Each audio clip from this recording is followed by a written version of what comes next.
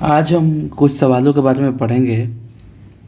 ये सवाल जो मैं आज पढ़ा रहा हूँ ये आपके किताब में है, चैप्टर के अंत में दिया हुआ है, जिसको मैंने अपनी भाषा में आपको बताने का प्रयत्न किया है बच्चों। तो सबसे पहला सवाल जो है, जो आपकी किताब में है, पहले मैं आपको कुछ बताता हूँ। पहले मैं कुछ बता देता हूँ। आपने विद्युत बल्ब देखा है, इलेक्ट्रिक बल्ब जो आपके घर में जलता है, इस टाइप का होता है ना, ऐसे होता है, ऐसे होता है और इस तरीके से। इसके अंदर दो कांच का डंडा होता है जिसमें दो वायर होता है और एक फिलामेंट होता है इस तरीके का। यही रीड हो जाता है तो लाइट निकलता है। इसे क्या बोलते हैं? इसे बोलते हैं फिलामेंट।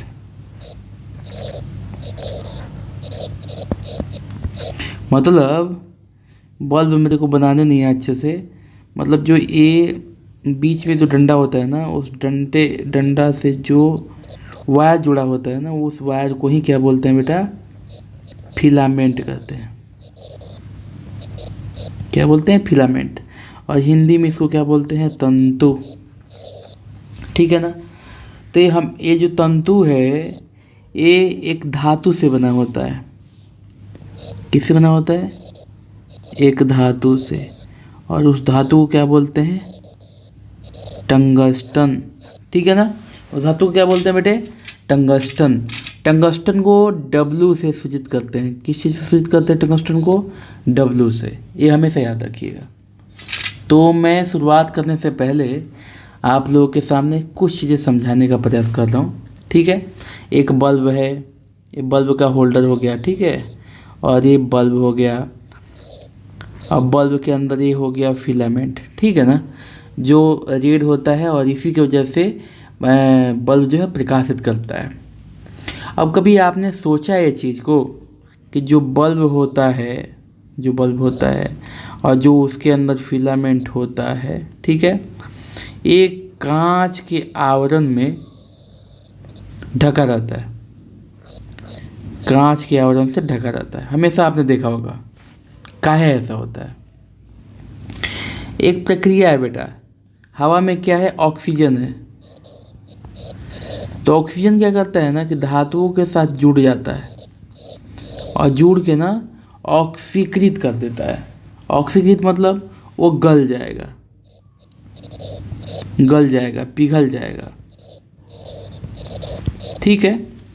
इसीलिए कि हवा ना हो उसमें। हवा मतलब हवा का, जब भी हवा का यूज होता है ना तो वहाँ पे क्या होता है? ऑक्सीजन। ठीक है।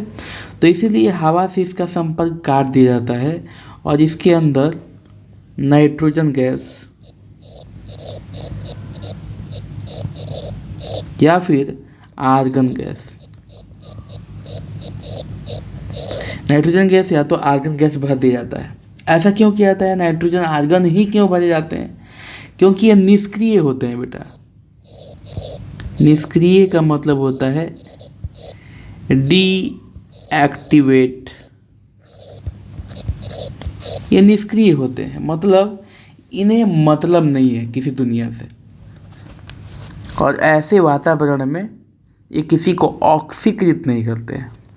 मतलब कहने का तात्पर्य ये है बेटा कि अगर इसके अंदर की हवा निकाल दी गई है, क्योंकि जो बल्ब है ना, बल्ब के अंदर की हवा निकाल दी गई, हवा मत निकाल दी गई है, मतलब वहाँ पे अब कुछ नहीं बचा, ऑक्सीजन को निकाल दिया गया है। उसकी जगह पे हम क्या भरते हैं? आर्गन और नाइट्रोजन। क्योंकि ये ऐसी गैसें हैं जो निष्क्रिय वातावरण पैदा करती है। निष्क्रिय वातावरण मतलब वो किसी से मतलब नहीं रखता। यानी जब इससे हम लोग करंट पैदा करते हैं, भेजते हैं अंदर में, तो सीधे फिलामेंट पे जाता है। और फिलामेंट किस चीज़ का बना होता है? टंगस्टन का। और टंगस्टन का गलनांक जो होता है, गलनांक किसे कहते हैं बाबू? गलनांक का मतलब होता है वह ताप जिस पे कोई धातु गल जाए, पिघल जाए, उसे बोलते हैं गलनांक। तो इसका गलनांक बहुत ज़्यादा होता है। कितना होता है? 3380 डिग्री सेल्सियस, मतलब 3380 डिग्री सेल्सियस होता है। बहुत ज़्यादा होता है। तो जब इसे विद्युत धारा प्रवाहित किया जाता है ना, तो यहाँ पे आके ये बहुत ज़्यादा गर्म हो जाता है और वो हीट को अपने पास ऑब्जर्व करके रखता है, क्योंकि इसका गलनांक क्या है, ज़्यादा है, पिघलता नहीं है, जिससे वो बहुत ज़्यादा चमकता है और चमकने से प्रकाश उत्पन्न होता है। ठीक है, समझ गए ना आप लोग बल्ब के बारे में। बल्ब में क्या होता है, बल्ब में दो नीचे से वायर आती है, उस वायर के साथ एक फिलामेंट लगा रहता है। ठीक है ना, क्या लगा होता है, फिलामेंट। फिलामेंट किस चीज़ का बना होता है, तो टंगस्टन का बना होता है। टंगस्टन का गलनांक कितना होता है, 3380 डिग्री सेल्सियस। टंगस्टन को किससे सूचित करते हैं, W से सूचित करते हैं। और ये जो फिलामेंट है, फिलामेंट को एक डीएक्टिवेटेड वातावरण में कांच से घेर के क्या करते हैं, हम कांच से घेर देते हैं और एक डीएक्टिवेटेड वातावरण पैदा करते हैं और कांच के आवरण में घेर करके इसमें नाइट्रोजन गैस और आर्गन गैस भर दिया जाता है। क्यों भरा जाता है ये दो गैस, क्योंकि ये निष्क्रिय होता है, इसे बाकी दुनिया से मतलब नहीं होता और इसकी उपस्थिति में जो ये फिलामेंट है वो ऑक्सीकृत नहीं होता। अगर ये वातावरण नहीं होता तो ये ऑक्सीकृत होकर तुरंत टूट जाएगा, भंगुर हो जाएगा, टूट जाएगा, गिर जाएगा। इसलिए फिलामेंट में टंगस्टन का प्रयोग किया जाता है। और एक कारण क्या है कि टंगस्टन का गलनांक बहुत ज़्यादा होता है। अब पढ़ते हैं, हम आगे की तरफ बढ़ते हैं, मुझे उम्मीद है आपको समझ में आया होगा। क्वेश्चन क्या कह रहा है कि विद्युत लैंप भी वही चीज़ है, बल्ब ही है अथवा बल्ब, इसलिए मैंने दोनों लिख दिया है, का फिलामेंट मतलब बेटा तंतु, जो मैंने अभी बताया, बनाने में टंगस्टन का प्रयोग क्यों किया जाता है, आपका पहला क्वेश्चन है। इसका जवाब क्या लिखा है, मैंने बढ़िया से लिखा है, समझाने का प्रयास किया है कि विद्युत बल्ब अथवा लैंप में निष्क्रिय वातावरण होता है। ठीक है, निष्क्रिय वातावरण क्यों होता है बेटा, क्योंकि अगर वहाँ पे ऑक्सीजन भर दी जाए, अगर ऑक्सीजन की उपस्थिति में, मतलब बिना कोई कांच के आवरण के अगर हम उससे विद्युत धारा प्रवाहित करें, तो चूँकि ऑक्सीजन की उपस्थिति है इसलिए टंगस्टन उससे प्रतिक्रिया करके ऑक्सीकृत हो जाएगा और टूट जाएगा। इसीलिए उसके अंदर हम निष्क्रिय वातावरण तैयार करते हैं जिससे कि वो ऑक्सीजन से प्रक्रिया ना कर सके। और जो उसमें गैस भरी जाती है होती है नाइट्रोजन और आर्गन, जिसको किससे कोई मतलब ही नहीं होता, वो निष्क्रिय होती है। तो यहाँ पे क्या लिखा है कि विद्युत बल्ब का अथवा लैंप में निष्क्रिय वातावरण होता है और इसीलिए विद्युत लैंप अथवा बल्ब में नाइट्रोजन अथवा आर्गन गैस भरी जाती है। किस लिए भरी जाती है, क्योंकि वहाँ पे कैसा वातावरण उत्पन्न हो जाए, कैसा उत्पन्न हो जाए बेटा, तो निष्क्रिय वातावरण उत्पन्न हो जाए। ठीक है, उसके बाद क्या है, ऐसी वातावरण में तंतु अर्थात फिलामेंट जितना ज़्यादा गर्म होगा उतना ही ज़्यादा प्रकाश उत्पन्न करेगा। जितना ज़्यादा गर्म होगा, हीट होगा, लाल हो जाएगा, उतना ही ज़्यादा प्रकाश उत्पन्न करेगा। ये तो कॉमन सी बात है। ऐसी स्थिति में कम गलनांक वाला धातु का फिलामेंट टूट जाएगा। क्या हो जाएगा, टूट जाएगा या पिघल जाएगा। अगर टंगस्टन के जगह पे कोई और धातु लगा दिया जाए तो बहुत ज़्यादा गर्म होने के बाद, क्योंकि उसका गलनांक कम होगा, तो क्या हो जाएगा, पिघल जाएगा, टूट जाएगा। आगे पढ़िए, क्या लिखा है, टंगस्टन का गलनांक 3380 डिग्री सेल्सियस बहुत उच्च होता है। टंगस्टन का गलनांक क्या होता है बाबू, बहुत उच्च होता है, जिससे वह काफ़ी गर्म होने के बाद प्रकाशित करता है और टूटता नहीं है। मतलब वो पूरा गर्म होने के बाद प्रकाशित करता है, टूटता नहीं है। इसी कारण से टंगस्टन का प्रयोग विद्युत लैंप एवं बल्ब में होता है। आपसे सवाल ये भी पूछा जा सकता है कि विद्युत बल्ब में निष्क्रिय गैस क्यों भरी जाती है, तो क्या होगा बेटा इसका कारण, तो इसका कारण यही होगा जो मैंने आपको ऊपर में समझाया कि अगर विद्युत बल्ब को कांच के आवरण में रखकर निष्क्रिय गैस नहीं भरी जाएगी तो उसका जो फिलामेंट है, जो टंगस्टन का बना हुआ है, वो ऑक्सीजन के साथ प्रतिक्रिया करके ऑक्सीकृत हो जाएगा और यह ऑक्सीकृत हो जाएगा, जिसके फलस्वरूप जो फिलामेंट है वो टूट जाएगा, बिना प्रकाशित हुए टूट जाएगा।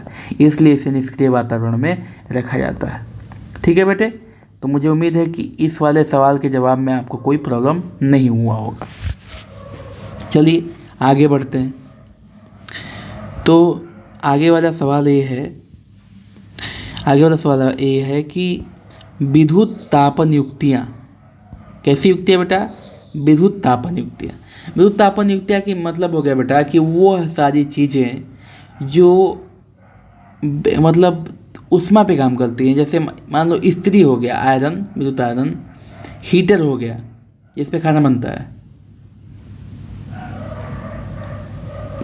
बहुत सारी चीज़ें होंगे जो विद्युत तापन युक्तियाँ करते हैं, जो विद्युत धारा के तापीय प्रभाव पे काम करता है, उसे विद्युत तापन युक्तियाँ कहते हैं। जैसे मैं यहाँ पे दिया हुआ है ब्रेड टोस्टर, जिसमें ब्रेड पकता है, विद्युत इस्त्री, ठीक है ना, के चालक शुद्ध धातुओं के स्थान पर मिश्र धातुओं का प्रयोग मिश्र धातुओं के क्यों बनाए जाते हैं? सवाल ही आपका है कि जो विद्युत आयरन होता है, ब्रेड टोस्टर होता है, या कोई भी युक्ति जो तापीय प्रभाव पे काम करता है, वो सारी युक्तियाँ में मिश्र धातु का ही प्रयोग क्यों होता है? उसमें धातु का, शुद्ध धातु का प्रयोग क्यों नहीं होता? सवाल ही कह रहा है।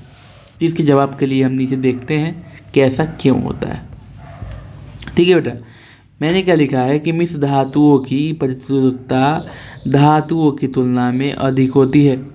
ठीक है ना, मिश्र धातु की जो प्रतिरोधकता होती है वो धातुओं की तुलना में अधिक होती है, जो बड़ी मात्रा में गर्मी पैदा करती है। तो हमें विद्युत तापीय उपकरण में क्या चाहिए? गर्मी चाहिए। तो हमें वो उस प्रकार का चालक या तार चाहिए जो गर्मी उत्पन्न करे। इसीलिए हम लोग क्या करते हैं कि विद्युत ताप के उपकरण या फिर इस्त्री हो गया, आयरन हो गया, हीटर हो गया, उसमें मिश्र धातु का प्रयोग करते हैं। इसके अलावा भी मैंने कुछ चीज़ें आपको अच्छे से बताने के लिए प्रयास किया है कि मिश्र धातु के कुछ निम्न गुण, मिश्र धातुओं में कुछ निम्न गुण पाए जाते हैं। क्या क्या होता है भाई?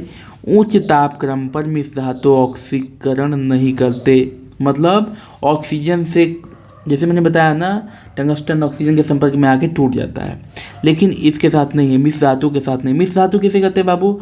जो दो या दो से अधिक धातुओं से मिलकर बना है उसे क्या बोलते हैं? मिश्र धातु। ठीक है ना, मिश्र धातु मतलब, मिश्र धातु का मतलब है कि जो दो या दो से अधिक धातुओं से मिलकर बना है उसे मिश्र धातु कहते हैं। जैसे कि पीतल, पीतल का नाम सुना होगा, आपके घर में जो बर्तन होते हैं वो पीतल के होते हैं। तो पीतल दो चीज़ से मिलकर बना होता है, तांबा और टीन। ठीक है ना? नहीं, तांबा टीन नहीं होता बाबू, तांबा और जस्ता होता है। तांबा और क्या होता है? जस्ता होता है। ठीक है ना, तांबा जस्ता। तो मिश्र धातु क्या होता है कि जब दो या दो से अधिक धातु मिलकर किसी तीसरे धातु का निर्माण करे तो उसे क्या बोलते हैं? मिश्र धातु। घर में कांसा का भी बर्तन यूज होता है, कांसा, इसमें तांबा और टीन होता है, तांबा भी होता है और टीन भी होता है। तो इसे मिश्र धातु बोलते हैं। जब दो या दो से अधिक धातुओं को एक निश्चित अनुपात में मिलाकर किसी तीसरे धातु का निर्माण किया जाए तो ऐसी धातु को क्या बोलते हैं? मिश्र धातु कहते हैं। तो मिश्र धातु के गुण क्या है बेटा? ये आसानी से ऑक्सीकृत नहीं होते। दूसरा गुण क्या है? ये आसानी से पिघलते नहीं हैं, ये जल्दी पिघलते भी नहीं है, मतलब इनका गलनांक क्या होता है? उच्च होता है। और तीसरा है तापमान प्रतिरोध गुणांक कम होता है, एक वैल्यू है, तापमान प्रतिरोध गुणांक कम होता है। चौथा क्या है? इनका संक्षारण आसानी से नहीं होता। इसका मतलब ये हो गया बेटे, संक्षारण मतलब क्या होता है? जंग लगना, नष्ट होना। तो इनमें जल्दी से जंग भी नहीं लगता है। संक्षारण का मतलब क्या है? जंग लगना, नष्ट होना। आपने देखा है लोहा का कोई सामान पड़ा है, पड़े जंग, पानी पड़ता है, पानी पड़ने से जंग लग जाता है, जंग लगने के बाद वो खराब हो जाता है, टूट जाता है, ख़त्म हो जाता है, नष्ट हो जाता है। इसीलिए जो मिश्र धातु होते हैं उनका संक्षारण या जंग भी जल्दी नहीं लगता, बहुत टाइम लगता है खराब होने में। नीचे क्या लिखा है? इसीलिए मिश्र धातुओं का उपयोग विद्युतीय तापन मतलब जो विद्युत धारा के तापीय प्रभाव पे काम करे वो उपकरणों का, जैसे ब्रेड टोस्टर, विद्युत इस्त्री में किया जाता है। नीचे का लिखा है मैंने थोड़ा सा समझाने के लिए, आप लोगों का डाउट क्लियर करने के लिए, कि यदि यहाँ शुद्ध धातु का प्रयोग किया जाए, शुद्ध धातु का यूज किया जाए तो क्या होगा, तो वह गर्म होकर पिघल जाएंगे एवं शुद्ध धातुओं का संक्षारण बहुत आसानी से हो जाता है। जैसे लोहा मैंने उदाहरण दिया, तांबा, ये सब चीज़ें बहुत जल्दी नमी के संपर्क में आने पे खराब होते हैं। अब देखो बेटा, अब अगला प्रश्न आप लोगों के सामने है कि घरेलू विद्युत परिपथों में, जो घर का जो वायरिंग होता है घरेलू विद्युत परिपथों में श्रेणी क्रम का उपयोग क्यों नहीं किया जाता। श्रेणी क्रम का उपयोग क्यों नहीं किया जाता, इसके बारे में थोड़ा सा मैं चर्चा कर देता हूँ। देखिए बच्चों, श्रेणी क्रम का प्रयोग क्यों नहीं किया जाता।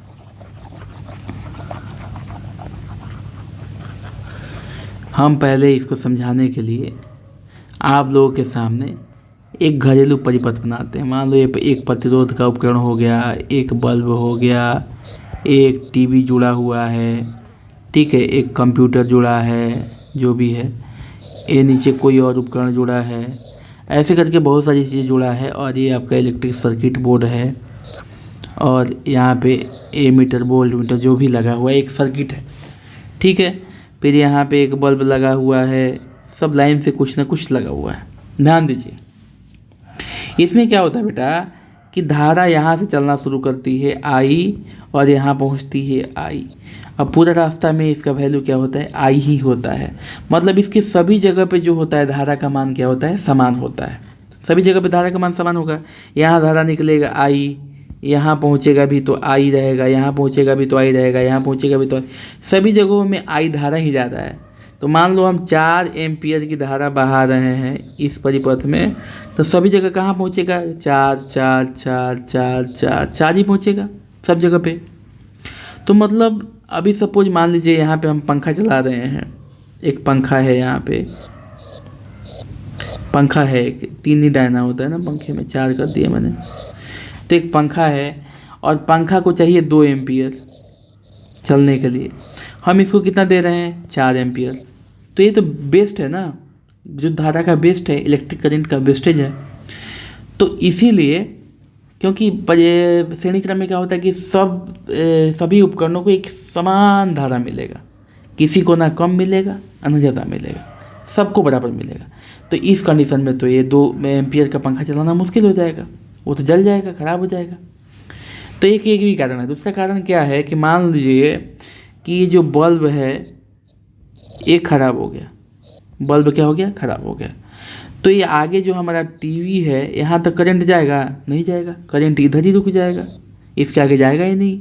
ये सब, ये जो इसके बाद के सारे उपकरण जो हैं, ये है, ये है, ये है, ये सब क्या हो जाएंगे, बंद हो जाएंगे। ये भी एक कारण है।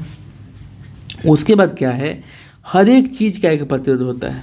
मान लीजिए बल्ब लगाया उसका प्रतिरोध है, उसके बाद कंप्यूटर चलाया उसका प्रतिरोध है, टीवी लगाया उसमें प्रतिरोध है, फिर बल्ब लगाया उसमें प्रतिरोध है। तो सब में क्या होगा, अलग अलग प्रतिरोध होगा।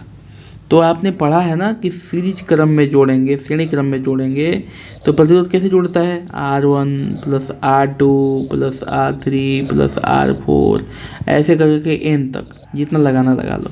तो ऐसे में क्या होगा कि प्रतिरोध का वैल्यू क्या हो जाएगा, बहुत ज़्यादा हो जाएगा। तो जब प्रतिरोध का वैल्यू बहुत ज़्यादा हो गया तो उस केस में क्या होगा कि मैंने बताया है ना, प्रतिरोध क्या होता है, V समानुपाती I, तो V बराबर RI। मतलब अगर यहाँ पे R का वैल्यू देखा जाए, यहाँ पे I का वैल्यू देखा जाए तो V/R होगा। मतलब I indirectly proportional to 1/R। मतलब अगर प्रतिरोध का मान बढ़ेगा, आपको पता है ना प्रतिरोध का मतलब क्या है, प्रतिरोध वो है किसी चालक का वह गुण है जो अपने से प्रवाहित होने वाली धारा का विरोध करता है, धारा बहने नहीं देता। तो जब प्रतिरोध का मान बढ़ जाएगा तो धारा क्या हो जाएगा, धारा कम हो जाएगा। तो मान लीजिए कि हमारे पास जो टीवी है, ये वाला टीवी, इसको चाहिए 4 एम्पियर, लेकिन यहाँ पे जो प्रतिरोध है वो उसकी धारा को 3 एम्पियर कर दे रहा है। तो बढ़िया से टीवी चलेगा, नहीं चलेगा। तो ये भी एक कारण है बेटा। तो चलिए अभी पढ़ते हैं, समझते हैं कि क्या भाषा में क्या लिखा हुआ है। फिर आपको बढ़िया समझ में आएगा। देखिए क्या लिखा है, घरेलू परिपथ में श्रेणी क्रम में प्रयोग नहीं किया जाता है, इसके कारण इसके निम्न कारण है, इसके कारण निम्न हैं। क्या क्या है भाई? परिपथ में अलग अलग उपकरणों के लिए अलग अलग स्विच नहीं लगाया जा सकता है। ये बहुत बड़ा चीज़ है। मतलब जैसे हम घर में क्या है ना, टीवी के लिए अलग स्विच रहेगा, चार्जिंग के लिए अलग स्विच रहेगा, लैपटॉप के लिए अलग स्विच हैं, बल्ब के लिए अलग स्विच, अलग अलग बल्ब के लिए अलग अलग स्विच हैं। तो ये श्रेणी क्रम में पॉसिबल नहीं है, क्योंकि कोई एक भी स्विच अगर श्रेणी क्रम में बंद कर दिया जाता है, ठीक है, तो सारे के सारी चीज़ें बंद हो जाती हैं, चलेगा नहीं। पंखे के लिए अलग स्विच है, तो इसलिए ये यहाँ पे बहुत बड़ा प्रॉब्लम है कि परिपथ में अलग अलग उपकरणों के लिए अलग अलग स्विच नहीं लगाया जा सकता है। यदि एक उपकरण खराब हो जाए तो बाकी भी बंद पड़ जाते हैं। श्रेणी क्रम में ऐसा है। क्यों नहीं जोड़ा था? क्योंकि परिपथ में अलग अलग उपकरणों के लिए अलग अलग स्विच नहीं लगा सकते हैं, और फिर एक उपकरण खराब हो जाता है तो सबके सब बंद पड़ जाते हैं। ये कारण है। दूसरा कारण क्या है कि श्रेणी क्रम संयोजन में सभी उपकरणों में समान धारा प्रवाहित होती है, जैसे मैंने ऊपर बताया आपको, जिससे कि आवश्यकता नहीं होती। सभी उपकरणों को, मान लो किसी उपकरण को 2 एम्पियर चाहिए, 2 एम्पियर चाहिए, लेकिन हम बहा रहे हैं 4 एम्पियर, तो सबके पास कितना जाएगा? 4 एम्पियर ही जाएगा, जो कि वेस्टेज ऑफ इलेक्ट्रिक करेंट है, विद्युत ऊर्जा का वेस्टेज है। चौथा और सबसे इम्पोर्टेंट चीज़ क्या है, जैसे जैसे उपकरण जोड़ा जाएगा, सपोज मैंने टीवी लगाया, टीवी लगाया, कंप्यूटर लगाया, टेप लगाया, चार्जिंग सिस्टम लगाया, बहुत सारी चीज़ लगा दिया, खाना बनाने के लिए हीटर लगाया हूँ, तो जैसे जैसे उपकरण जोड़ा जाएगा वैसे वैसे प्रतिरोध का मान भी बढ़ता जाएगा, क्योंकि सभी चीज़ों में प्रतिरोध होगा। प्रतिरोध का मान बढ़ने से धारा का मान कम हो जाएगा, क्योंकि आपको पता है कि प्रतिरोध का काम क्या है? धारा को रोकना। तो जब धारा को प्रतिरोध का मान जब बढ़ जाएगा तो धारा को ये ज़्यादा रोकने लगेगा, इससे धारा का मान क्या हो जाएगा? कम हो जाएगा बेटा, जिसके कारण विद्युत लैंप का प्रकाश कम हो जाएगा। और जब प्रतिरोध कम बहेगा तो जो आगे विद्युत धारा जाएगा बल्ब में वो कम जाएगा तो उसका लाइट क्या हो जाएगा? डिम हो जाएगा, अथवा बाकी उपकरण कम धारा के कारण काम नहीं करेंगे। अथवा जो बाकी को, जैसे मान लो टीवी को चाहिए 4 एम्पियर, अब मिल रहा है उसको 1 एम्पियर, क्योंकि बाकी जो है प्रतिरोध बढ़ने के कारण धारा कम कर दिए गए, तो इस धारा का नुकसान है। तो कैसे काम करेगा टीवी को चाहिए 4 एम्पियर, पहुँचा 2 एम्पियर, तो काम करेगा नहीं, इसलिए वो काम नहीं करता। समझ गए आप लोग अच्छे से? ये बहुत ही इंपॉर्टेंट क्वेश्चन है, ये सारे के सारे इंपॉर्टेंट है, इसलिए मैं आपको स्पेशली लेके आया हूँ। चौथा क्वेश्चन क्या है आपको, कि किसी तार का प्रतिरोध उसके अनुप्रस्थ काट के क्षेत्रफल में परिवर्तन के साथ किस प्रकार परिवर्तित होता है। ये तो मैंने आपको पहले भी बता दिया है कि किसी तार का प्रतिरोध उसके अनुप्रस्थ काट के क्षेत्रफल का व्युत्क्रमानुपाती होता है बेटा, व्युत्क्रमानुपाती होता है। ये सूत्र याद रखना है। मैंने आपको ये चीज़ बताया है, प्रतिरोध किन किन बातों पर निर्भर करता है। उसमें मैंने एक आपको क्वेश्चन बताया था जब पाठ पढ़ा रहा था कि प्रतिरोध किन किन बातों पर निर्भर करता है। उसका दूसरा वाला पॉइंट है अनुप्रस्थ काट के क्षेत्रफल पे। तो मतलब अनुप्रस्थ काट का क्षेत्रफल जो होता है वो प्रतिरोध के व्युत्क्रमानुपाती होता है। मतलब यदि तार का अनुप्रस्थ काट का क्षेत्रफल बढ़ाया जाए तो प्रतिरोध का मान क्या होगा? कम हो जाएगा। एक बढ़ेगा तो दूसरा घटेगा, दूसरा घटेगा तो पहला बढ़ेगा। ठीक है ना, यही संबंध है और यही परिवर्तन होता है और कुछ खास नहीं। पांचवा सवाल है, विद्युत संचरण के लिए प्रायः कॉपर एवं एल्युमिनियम के तारों का प्रयोग क्यों किया जाता है? सिंपल सी बात है कि कॉपर और एल्युमिनियम की चालकता क्या होती है? सबसे ज़्यादा होती है और उसमें प्रतिरोध कम होता है। ठीक है, यहाँ पे देखिए, कॉपर एवं एल्युमिनियम के तारों का प्रायः प्रयोग के निम्न कारण है। ठीक है, कौन कौन कारण है? यह विद्युत के अच्छे चालक हैं, मतलब इनका प्रतिरोध कम होता है। ठीक है बच्चों, मतलब ये विद्युत के अच्छे चालक हैं और इनका प्रतिरोध क्या होता है, कम होता है। इनका प्रतिरोध कम होता है जिससे तार कम गर्म होता है। ये चीज़ मैंने लिखा है नीचे, मैंने ध्यान नहीं दिया, यहाँ पे इसकी ज़रूरत नहीं है, नीचे तो लिखा ही हुआ है। तो कहने का मतलब है कि प्रतिरोध कम होता है जिसके कारण तार कम गर्म होती है। इसमें तन्यता का गुण होता है, इनमें, नॉट इसमें, इनमें तन्यता का गुण होता है। तन्यता मतलब होता है बेटा कि उसे खींच के तार का रूप बनाया जा सके आसानी से, कोई लफड़ा ना हो। तो मैंने क्या लिखा है, इसमें तन्यता का गुण होता है जिससे कि आसानी से तार बनाया जा सकता है। तो ये पांचों के पांचों सवाल आपको समझ में आए होंगे। मैंने पूरा कोशिश किया कि आपको समझ में आए। उसके बाद कुछ और चीज़ें हैं नोट में, मैं उसको बता दे रहा हूँ आपको। देखो बेटा, विद्युत आयरन हो गया या हीटर हो गया, ठीक है ना, उसमें नाइक्रोम, कौन सा तार, ये नाइक्रोम, नाइक्रोम का तार प्रयोग किया जाता है क्योंकि नाइक्रोम की प्रतिरोधकता अधिक होने के कारण वह ज़्यादा गर्म हो जाता है, ठीक है ना। तो हीटर में क्या चाहिए, एकदम लाल, क्योंकि खाना बनाना चाहते हैं ना हम लोग।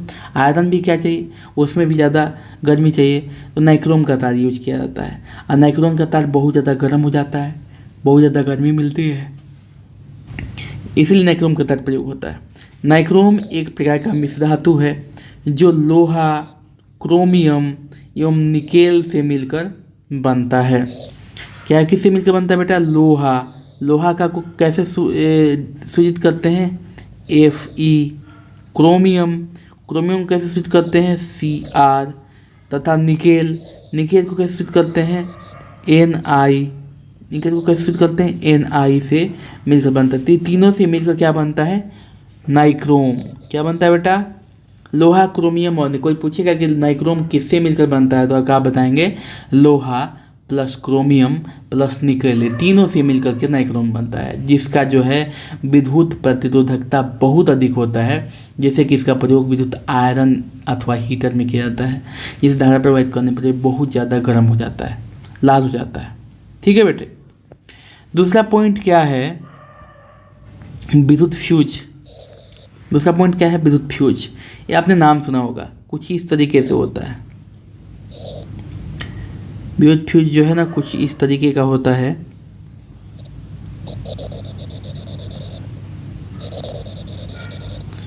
कुछ ऐसे, और एक पतली सी वायर इसके अंदर होती है, इसी को बोलते हैं विद्युत फ्यूज। और ये जो पतली तार होती है उसे बोलते हैं सोल्डर। क्या बोलते हैं बेटा, उसे सोल्डर बोलते हैं। और सोल्डर जो होता है ये शीशा और टीन से मिलकर बना होता है। अब ध्यान से देखिए, मैंने इसके बारे में बताया है, यह एक सुरक्षा की युक्ति है। मतलब विद्युत फ्यूज का प्रयोग हम लोग क्यों करते हैं, सुरक्षा के लिए करते हैं, जिसका गलनांक निश्चित होता है, निश्चित एवं कम। विद्युत फ्यूज का गलनांक क्या होता है, निश्चित एवं बहुत कम लिखिएगा आप लोग, निश्चित एवं कम होता है। जब उस निश्चित गलनांक से ज़्यादा, जब वो निश्चित गलनांक से ज़्यादा मात्रा की धारा विद्युत परिपथ में प्रवाहित होने लगती है, ठीक है ना। मतलब जब धारा जो है, सपोज मैं अभी बता दूंगा आपको बढ़िया से, प्रवाहित होने लगती है तो विद्युत फ्यूज पिघल जाता है, जिससे कि परिपथ भंग हो जाता है और बाकी उपकरण जलने से बच जाते हैं, ठीक है ना।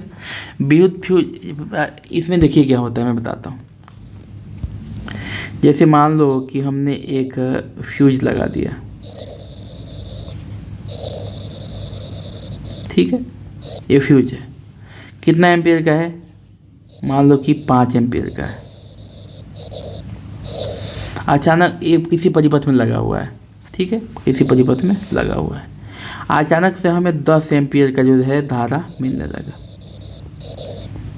तो जब हमें 10 एम्पियर का धारा मिलने लगेगा तो ये क्या हो जाएगा, बहुत ज़्यादा गर्म हो जाएगा, और गर्म होकर तुरंत पिघल जाएगा, टूट जाएगा बीच से।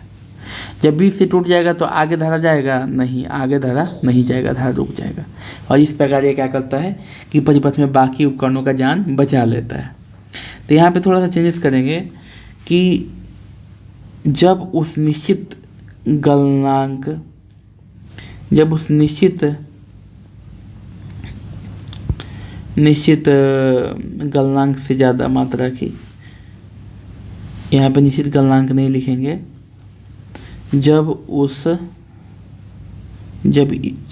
यहाँ से इसको निकाल के थोड़ा सा चेंज करेंगे, जब विद्युत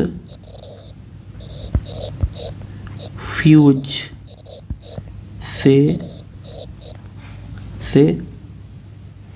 जब विद्युत फ्यूज के क्षमता से ज़्यादा मात्रा की धारा विद्युत परिपथ में प्रवाहित होने लगती है तो विद्युत फ्यूज पिघल जाता है, जिससे कि परिपथ भंग हो जाता है और बाकी उपकरण जो है जलने से बच जाते हैं। तो एक प्रकार का क्या है, सेफ्टी है, ठीक है ना, बाकी उपकरण को बचाने का एक सेफ्टी है। नीचे क्या है, विद्युत फ्यूज का निर्माण सीसा और टीन से होता है। किससे होता है बेटा, सीसा और टीन से, कि मिश्र धातु से किया जाता है। इसे परिपथ में श्रेणी क्रम में जोड़ा जाता है और इसका गलनांक बहुत कम होता है, ठीक है ना बेटा। इसके बाद भी बहुत सारे सवाल हैं जिस पे हम लोग चर्चा करेंगे आगे। तो कल बाकी के प्रश्नों के साथ में आ जाऊंगा। कल हो सकता है हम लोग न्यूमेरिकल्स करें, न्यूमेरिकल्स मतलब मैथ बनाएं, ठीक है बाबू। तो आज तक के इतना ही ले, थैंक यू वेरी मच। बने रहिए हमारे साथ और पढ़ते रहिए। God bless you. Bye bye दोस्तों।